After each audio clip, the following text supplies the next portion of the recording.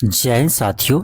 आज के क्लास में हम लोग मॉडर्न हिस्ट्री का चैप्टर नंबर 2 पढ़ने वाले हैं और इस चैप्टर का नाम है ईस्ट इंडिया कंपनी और बंगाल के नवाब।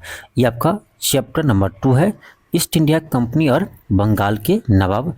तो चलिए हम इस क्लास को स्टार्ट करते हैं।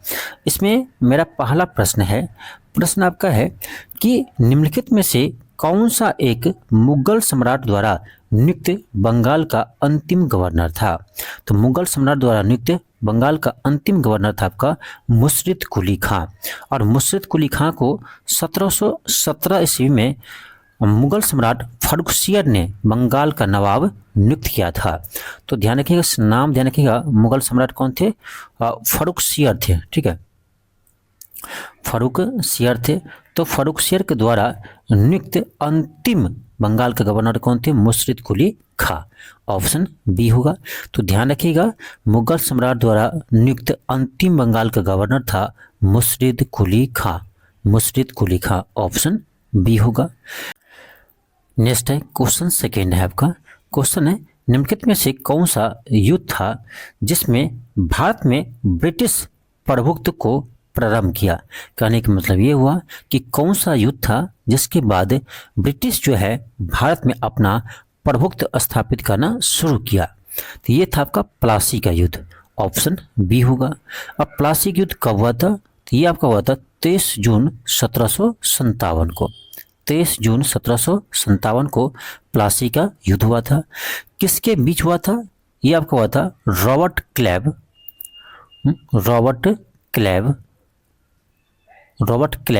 और बंगाल के नवाब।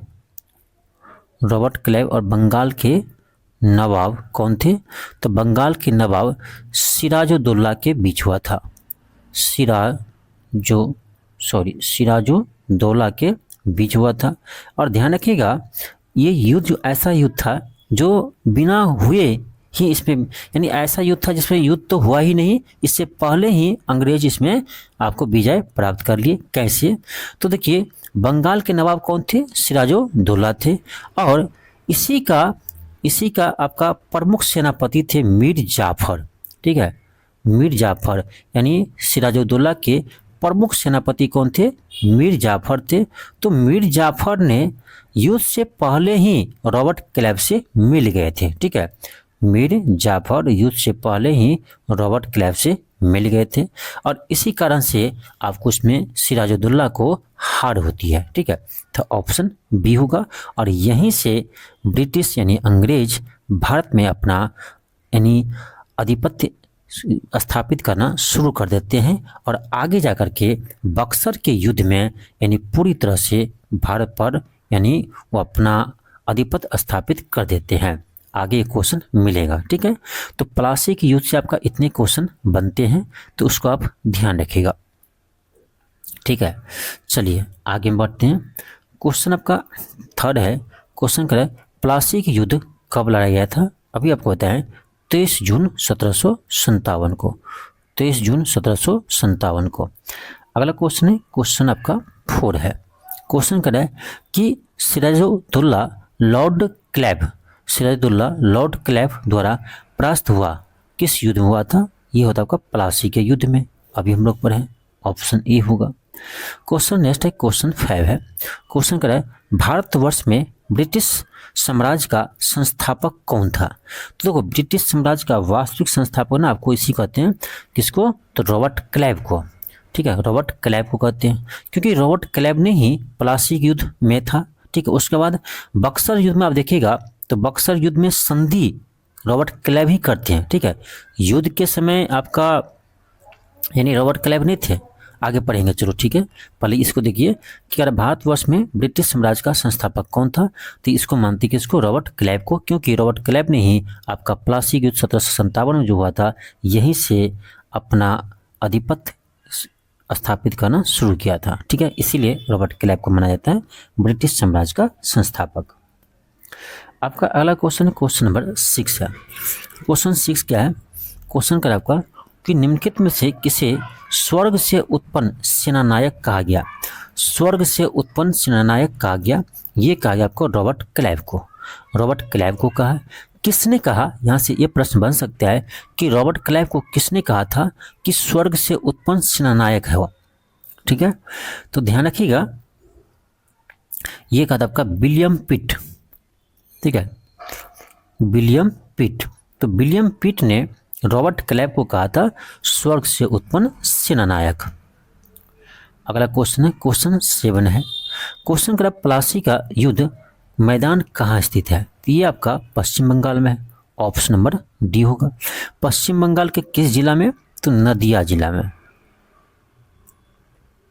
पश्चिम बंगाल के नदिया जिला में। आगे बढ़ते हैं, क्वेश्चन आपका 8 है। क्वेश्चन का आपका कि निम्न से किसने अपनी राजधानी मुर्शिदाबाद से मुंगेर हस्तांतरित की? यानी किसने अपनी राजधानी मुर्शिदाबाद से मुंगेर स्थापित किया था? तो ये क्या था आपका मीर कासिम। किसने किया था? मीर कासिम किया था। कहाँ है? ऑप्शन नंबर डी में है। ऑप्शन नंबर डी में है। नेक्स्ट है क्वेश्चन 9 है। क्वेश्चन 9 का आपका कि सबसे अधिक निर्णायक युद्ध जिसमें अंग्रेज के भारत में प्रभुत्व को स्थापित किया था, ये था आपका बक्सर के युद्ध। देखिए यहाँ से दो तरह के प्रश्न बनते हैं। एक प्रश्न आपको ये आएगा कि अंग्रेज ने भारत में अपना प्रभुत्व कब स्थापित किया था, यानी कब से स्थापित करना शुरू किया था। ये होगा प्लासी का युद्ध। प्लासी के युद्ध में अंग्रेज ने शुरुआत किया था भारत पर अपना प्रभुत्व स्थापित करने का, और ये पूरी तरह से आपका स्थापित कर लिया था बक्सर के युद्ध में। तो जब पूछे सबसे अधिक निर्णायक युद्ध तब लगाइएगा बक्सर की युद्ध। जब पूछे आपको कि शुरुआत किस युद्ध से होता है तब होगा प्लासी की युद्ध। ठीक है, तो ध्यान रखिएगा। अब देखिए बक्सर के युद्ध कब हुआ था, तो ये आपका 22 या 23, कहीं देता है आपको 22, कहीं लिखता है 23, तो 22 या 23 अक्टूबर 1764 को ये होता है आपका बक्सर का युद्ध। बक्सर का युद्ध होता है। अब ये किसके बीच होता है, यहाँ से भी प्रश्न आते हैं, तो ध्यान रखिएगा। इसमें था आपका बंगाल के अपदस्थ नवाब, यानी उसको पद से हटा दिया था। ठीक है, बंगाल के अपदस्थ नवाब कौन थे? तो ये थे, आप ध्यान रखिएगा, मीर कासिम। मीर कासिम। और थे आपका अवध के नवाब, अवध के नवाब थे शुजाउद्दौला। ठीक है, अवध के नवाब थे कौन? तो शुजाउद्दौला अवध के नवाब थे। और तीसरा थे आपका मुगल सम्राट शाह आलम द्वितीय। मुगल सम्राट कौन थे? शाह आलम द्वितीय थे। ठीक है, ये तीनों एक साइड थे, और दूसरी साइड थे आपका अंग्रेज। तो अंग्रेज की तरफ से कौन थे? तो अंग्रेज की तरफ से थे आपका हेक्टर मुनरो। ठीक है, यहाँ पर हेक्टर मुनरो का एंट्री होता है, तो हेक्टर मुनरो। ठीक है, तो ध्यान रखिएगा बक्सर के युद्ध किसके बीच हुआ था? तो बंगाल का अपदस्थ नवाब मीर कासिम, अवध के नवाब शुजाउद्दौला और मुगल सम्राट शाह आलम द्वितीय, और किसके बीच? तो हेक्टर मुनरो के बीच। इसमें अंग्रेज विजय प्राप्त करते हैं, यानी हेक्टर और मुनरो इसमें विजय प्राप्त करते हैं। एक तो ये हो गया। दूसरी बात कि ये ध्यान रखिए कि बक्सर के युद्ध के बाद होता क्या है। तो बक्सर के युद्ध के बाद एक संधि होती है, इसमें 2 संधि होता है। ठीक है, ठीक है, इसमें 2 संधि होते हैं, और संधि के नाम देना है इलाहाबाद का संधि। ठीक है, इलाहाबाद का संधि, ये क्वेश्चन भी पूछा जाता है कि बक्सर के युद्ध के बाद कौन सा संधि होता है? इलाहाबाद का संधि होता है। तो इसमें होता है 2 संधि। इलाहाबाद का प्रथम संधि किसके बीच होता है? ध्यान रखिएगा। ठीक है, इलाहाबाद का प्रथम संधि ये होता है आपका। अब देखिए एक चीज़ और ध्यान रखिए कि देखो बक्सर के युद्ध के समय अंग्रेज की तरफ से कौन लड़ रहे थे? Hector Munro. ठीक है, कौन थे? हेक्टर मुनरो थे। लेकिन जब संधि करने का समय आता है, ठीक है, संधि आपका होता है 1765 में। ठीक है, देखो पहला संधि होता है 12 अगस्त 1765 को, और ये संधि होता है किसके बीच? तो ये होता है रॉबर्ट क्लाइव के बीच होता है। ठीक है, रॉबर्ट क्लाइव के बीच होता है, ना कि मुनरो के बीच। क्लाइव फिर आपको आ जाते हैं, तो रॉबर्ट क्लाइव और मुगल सम्राट शाह आलम द्वितीय के बीच होता है। मुगल सम्राट शाह आलम द्वितीय के बीच होता है। ठीक है, मुगल सम्राट शाह आलम द्वितीय के बीच यह संधि होता है। और इस संधि में होता क्या है, तो देखो इस संधि में होता है कि इससे अंग्रेज को, ठीक है, ब्रिटिश को बिहार, बंगाल और उड़ीसा की दीवानी मिल जाते हैं। ठीक है, बिहार, बंगाल और उड़ीसा का दीवानी अधिकार मिल जाते हैं किसको, अंग्रेज को। ये पहला संधि होता है आपका इलाहाबाद का संधि 12 अगस्त 1765 के बीच। ठीक है, किसके बीच होता है, रॉबर्ट क्लाइव और मुगल शासक, मुगल बादशाह शाह आलम द्वितीय के बीच। ठीक है, इसके बाद देखिए, इसके बाद आपका होता है दूसरा आपका यानी इलाहाबाद का दूसरा संधि यानी द्वितीय संधि, इलाहाबाद का द्वितीय संधि कह सकते हैं। तो दूसरा संधि किसके वजह बीच होता है, तो दूसरा संधि होता है आपका रॉबर्ट क्लाइव और अवध के नवाब शुजा-उद-दौला के बीच। ठीक है, अवध के नवाब शुजा-उद-दौला के बीच होता है। और ये कब होता है, ये होता है आपका, ध्यान रखिएगा, 16 अक्टूबर का दिया 16 अगस्त, ये हुआ था 12 अगस्त को, ये हुआ 16 अगस्त 1765 को। ठीक है, और ये होता है आपका रॉबर्ट क्लाइव और अवध के नवाब के बीच। ठीक है, अब हम थोड़ा समझते हैं कि ये बक्सर के युद्ध हुआ क्यों था।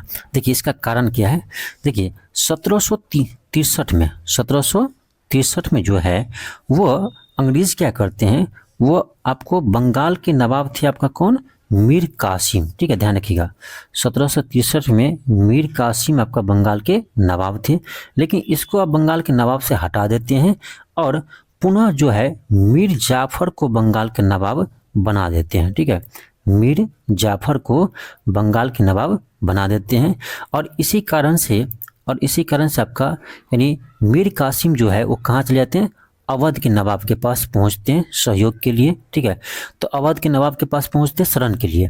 तो और वहां पर ऑलरेडी पहले से ही आपका यानी मुगल सम्राट शाह आलम द्वितीय उसके शरण में थे। ठीक है, इसीलिए तीनों मिल जाते हैं। ठीक है, आपको लगता होगा ना कि अवध के नवाब कहाँ से आ गया, मुगल सम्राट कहाँ से आ गया, तो यही कारण है कि जब उसको नवाब के पद से हटा दिया मीर कासिम को, तो वो चला गया अवध के नवाब के पास शरण में। तो अवध के नवाब और वहाँ पहले से ही आपको वहाँ पर मुगल सम्राट शाह आलम द्वितीय थे, इसीलिए तीनों आपका एक साथ इस युद्ध में दिखाई दे रहा है। ठीक है, इसको ध्यान रखिएगा। इसीलिए क्वेश्चन बनता है कि बक्सर के युद्ध के समय बंगाल के नवाब कौन थे, तो कौन होगा, मीर जाफर होगा।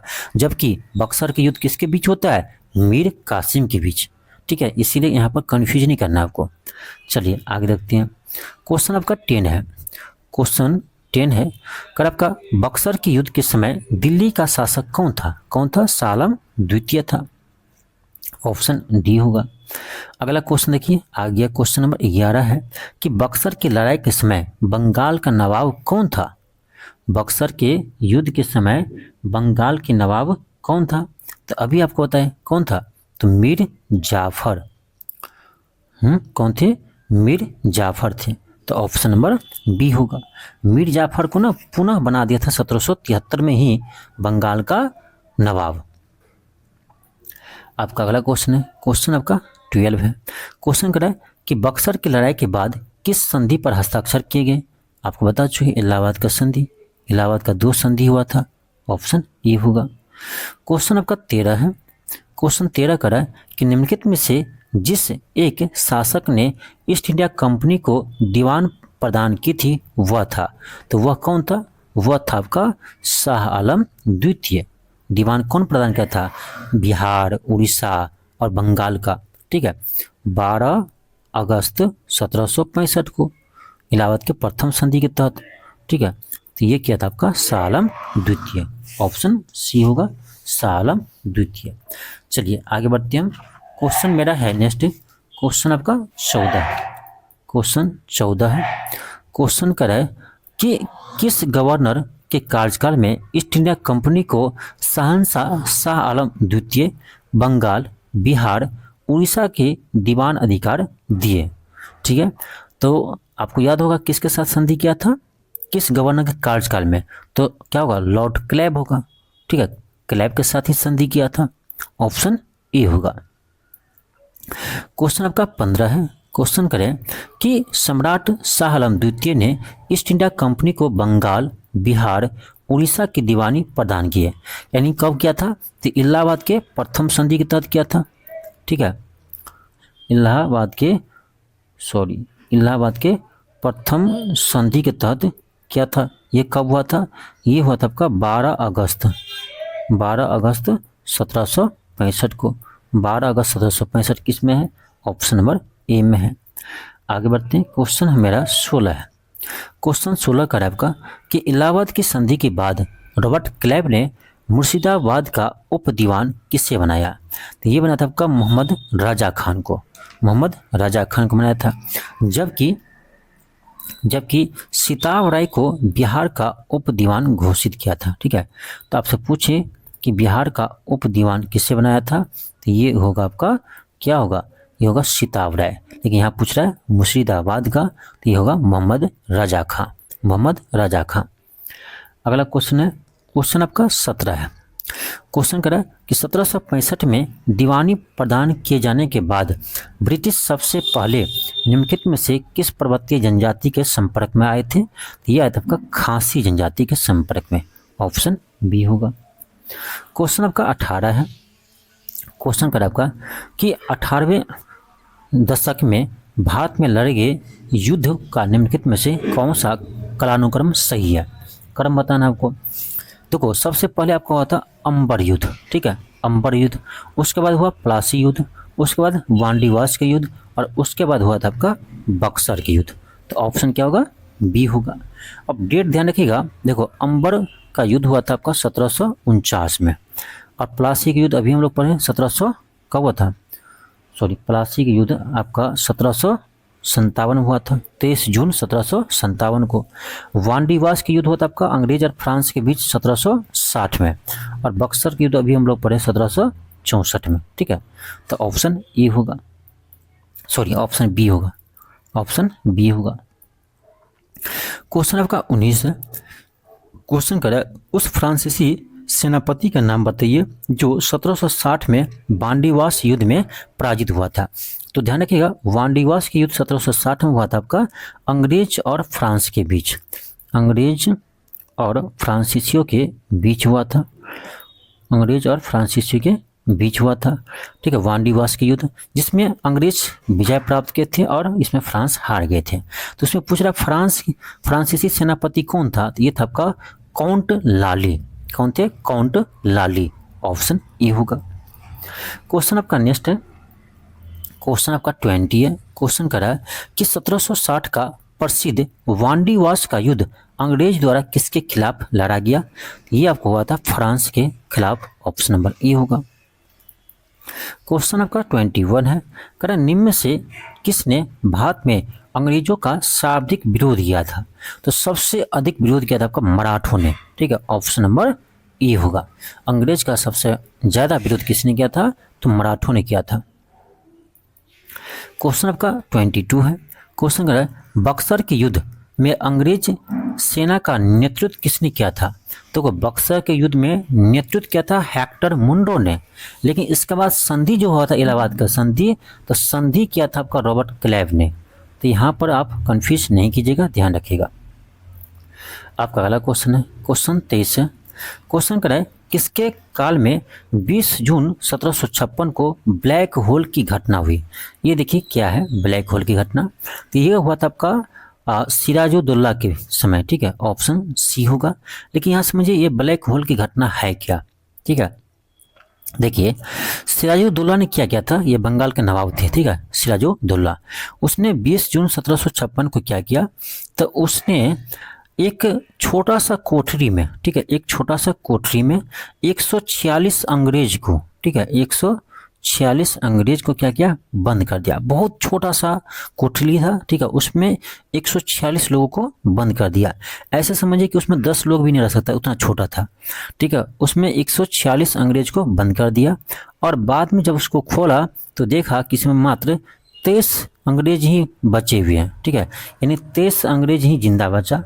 ठीक है, इसमें कितना? तो 23 अंग्रेज ही मात्र जिंदा बचा, यानी 123 अंग्रेज इसमें मारे गए, ठीक है। और इसी घटना को ब्लैक होल की घटना कहते हैं। तो आपका ऑप्शन सी होगा, ये काम किया था सिराजुद्दौला ने, ठीक है, ऑप्शन सी होगा 20 जून 1756 को। आगे बढ़ते हैं, क्वेश्चन आपका 24 है। क्वेश्चन कर रहा है काल कोठरी यानी ब्लैक होल की घटना जिसमें 140 लोग एक छोटी सी कोठरी में बंद कर दिए, जिसके कारण से यहाँ 103 नहीं होगा 123 होगा, 123 लोग मारे गए थे। ये टाइपिंग मिस्टेक है, 123 कर लीजिएगा। जिसमें 123 लोग मारे गए थे, यह घटना कहाँ घटी थी? यानी जो अभी बताया है ब्लैक होल की घटना सिराजुद्दौला ने किया था। ये घटना हुआ था कहाँ पर? बंगाल में हुआ था। तो बंगाल में ऑप्शन नंबर क्या होगा? बी होगा, कोलकाता में हुआ था, ठीक है। चलिए आगे बढ़ते हैं, क्वेश्चन 25 है। क्वेश्चन कर आपका कि निम्नलिखित में से किस भारतीय को रॉबर्ट क्लाइव ने बिहार का नायब दीवान नियुक्त किया था? ये किताब का राजा सिताब राय को, ऑप्शन नंबर डी होगा। आपका अगला क्वेश्चन है क्वेश्चन 26 है कि किस इतिहासकार ने द्वैध शासन के काल को डाकुओं का राज की संज्ञा दी? ये किताब का के.एम. पनिकर ने कहा था। किसने कहा था? के.एम. पनिकर ने द्वैध शासन को डाकुओं का राज कहा था, ऑप्शन ए होगा। द्वैध शासन किसने लागू किया था? तो रॉबर्ट क्लाइव ने लागू किया था, ठीक है, रॉबर्ट क्लाइव ने लागू किया था। कब? 1765 में, जब इलाहाबाद का संधि हुआ था। तो द्वैध शासन के यहाँ सिंपल मतलब होता है, ठीक है, कि देखो इसमें जो है ना, इसमें जो है वो दीवानी काम जो है वो अंग्रेज यानी ब्रिटिश अपने पास रखते थे, ठीक है। और जो आपका प्रशासनिक काम है वो आपका बंगाल के नवाब के पास रहता था, ठीक है। इसीलिए इसको कहा गया द्वैध शासन, जो आपका 1765 में शुरू हुआ था इलाहाबाद के संधि के साथ ही। चलिए आगे देखते हैं, क्वेश्चन आपका 27 है कि बंगाल के किस नवाब ने यूरोपियों की तुलना मधुमक्खी से की थी? यानी ये किया था आपका अलीवर्दी खान ने कहा था कि देखो अंग्रेज जो है देखो बंगाल के किस नवाब ने यूरोपियों की तुलना मधुमक्खी से की थी? यहाँ यूरोपियों ना कहकर अंग्रेज कहते हैं, ठीक है, क्योंकि अंग्रेज से वो तुलना किया था। तो अंग्रेज की तुलना मधुमक्खी से किया था। इसका कहना यह था कि यदि आप यूरोपियों के अंग्रेज को आप उसके साथ अच्छा बिहेव करेंगे तो अच्छी तरह से रहेगा, यदि उसके साथ आप उल्टा बिहेव करते उसको छेड़ेंगे तो वो आपको मधुमक्खी की तरह खा जाएंगे, ठीक है, डस लेंगे। ये कहा था आपको अलीवर्दी खान ने। नेक्स्ट है क्वेश्चन 28 है। क्वेश्चन कर आपका कि किस संधि से बंगाल में द्वैध शासन लागू किया गया? आपको बता चुके हैं इलाहाबाद की संधि के तहत 1765 में जो आपका इलाहाबाद की संधि हुआ था यानी बक्सर के युद्ध के बाद, उसी के बाद ने रॉबर्ट क्लाइव ने बंगाल में द्वैध शासन लागू किया था। और ध्यान रखिए रॉबर्ट क्लाइव ने द्वैध शासन लागू किया, लेकिन उसको समाप्त किया था आपका वारेन हेस्टिंग ने, ठीक है। आपका अगला क्वेश्चन है क्वेश्चन 29 है। क्वेश्चन कर आपका बंगाल में द्वैध शासन किस अवधि तक था? तो ये आपका 1765 से लेकर 1772 तक था, और 1772 में नहीं वारेन हेस्टिंग्स ने इस द्वैध शासन को समाप्त करते हैं। नेक्स्ट है क्वेश्चन 30 है। क्वेश्चन कर आपका कि बंगाल के निम्नलिखित नवाबों में से किसने अपनी राजधानी को ढाका यानी बांग्लादेश से मुर्शिदाबाद स्थानांतरित कर दिया था? ये क्या था आपका मुर्शिद कुली खां, ऑप्शन नंबर ए होगा मुर्शिद कुली खां। तो यहाँ याद करना थोड़ा आसान है। यहाँ देखिए क्या लिखा है मुर्शिदाबाद, तो मुर्शिदाबाद स्थानांतरित किया था और इसमें भी मुर्शिद लगा हुआ है, तो यहाँ से आप याद रख सकते हो, ठीक है। तो ऑप्शन ए होगा। तो ये था हमारा मॉडर्न हिस्ट्री का सेकेंड क्लास, ठीक है। तो इसी तरह से हम पूरे मॉडर्न हिस्ट्री को आपको हम कंप्लीट करवाने वाले हैं, ठीक है, और भी विषय आपको हम करवाएंगे बहुत जल्द, ठीक है। चलिए मिलते हैं आपको नेक्स्ट क्लास में। थैंक यू, धन्यवाद।